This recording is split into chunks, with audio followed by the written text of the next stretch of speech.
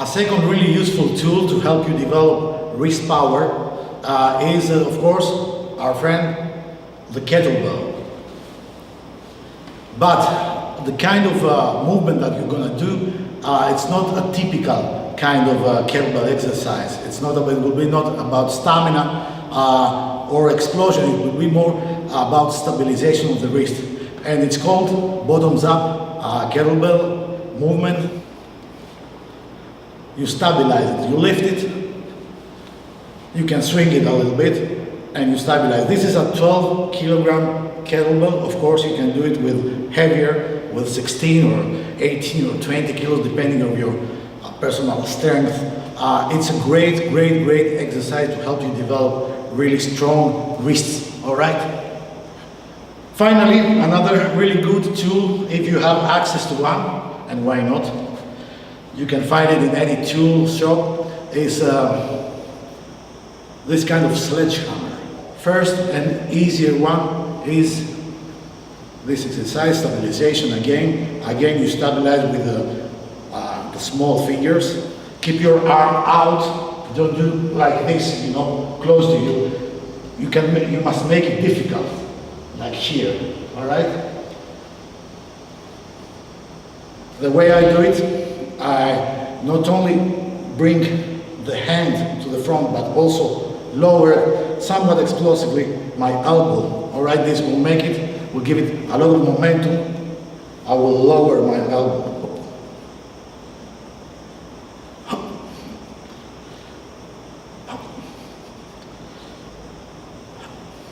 So, when we're talking about push-ups, of course, and even more so when you are preparing yourself for self-defense or street fighting, you must do your push-ups exclusively on your knuckles. Not that kind of push-up, only this kind of push-ups. And only on hard floor, all right? So this is the way we do it. We always do our push-ups on hard floor.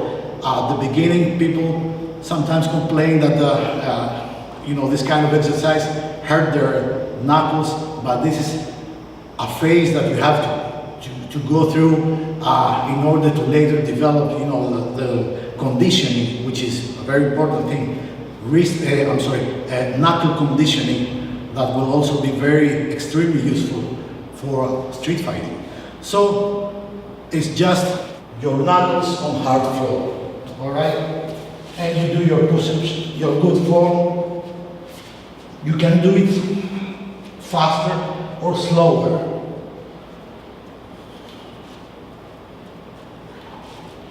Or faster. Going further into the knuckle conditioning subject, I'm going to show you another exercise, which is basically, or it looks like a push-up variation, but mostly it has to do with conditioning your fists. It's about hardening your knuckles. And basically what you do is that you let yourself, you stand on your knees just like this, and you let yourself fall in front of you, and you stop your fall with your knuckles. It can be a little painful at the beginning, all right? So it goes like this.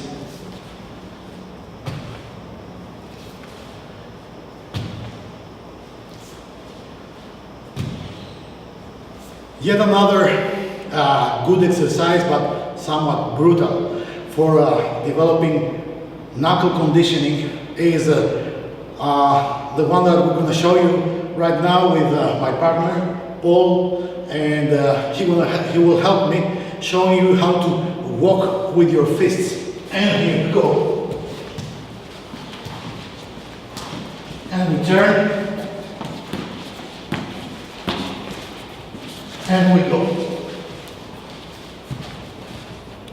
Another way to work on your fist and knuckle conditioning is to simply strike lightly. I don't recommend to strike really hard. Strike lightly on the wall. All right, do like light striking.